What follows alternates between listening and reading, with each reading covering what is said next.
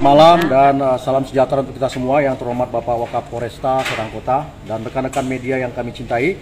Hari ini Polda Banten bersama dengan Polresta Serang Kota akan sharing informasi publik tentang upaya paksa yang telah dilakukan oleh penyidik Satuan Reskrim Polresta Serang Kota terhadap tersangka inisial NM. Yang pertama, benar bahwa penyidik Satreskrim Polresta Serang Kota telah melakukan upaya paksa berupa penangkapan. Sekali lagi kami sampaikan, berupa penangkapan terhadap tersangka NM pada hari Kamis tanggal 21 Juli sekitar pukul 14.50 WIB yang dilakukan di lobi utama Mall Senayan City di Jakarta Selatan.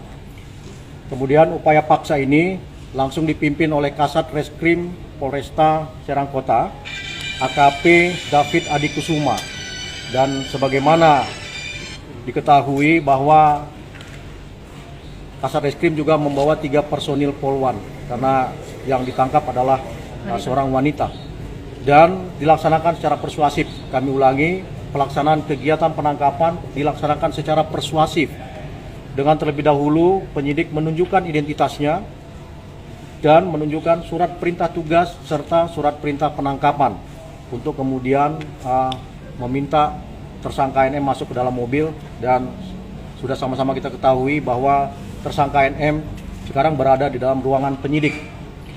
Kemudian setelah berada di dalam kantor Polresta Serang Kota, kami menyampaikan bahwa penyidik berkewajiban untuk memenuhi hak-hak tersangka, yaitu segera untuk dimintai keterangan atau dilakukan pemeriksaan dengan pendampingan penasihat hukum yang ditunjuk oleh tersangka NM.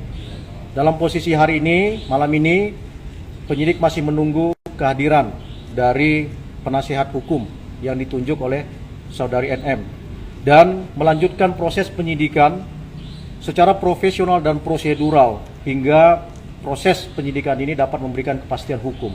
Sekali lagi, pasca dilakukan penangkapan, maka penyidik harus memberikan hak-hak tersangka untuk segera dimintai keterangan dengan pendampingan penasihat hukum dan melanjutkan penyidikan secara profesional dan prosedural hingga dapat memperoleh kepastian hukum.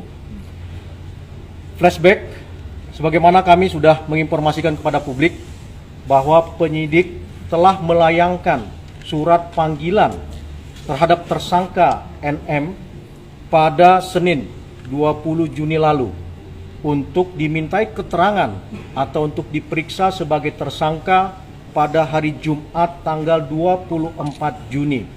Namun surat panggilan tersangka dari penyidik ini direspons untuk dapat bermohon dijadwalkan ulang pada hari Rabu tanggal 6 Juli 2022. Namun pada hari tersebut tersangka NM juga tidak hadir di depan penyidik.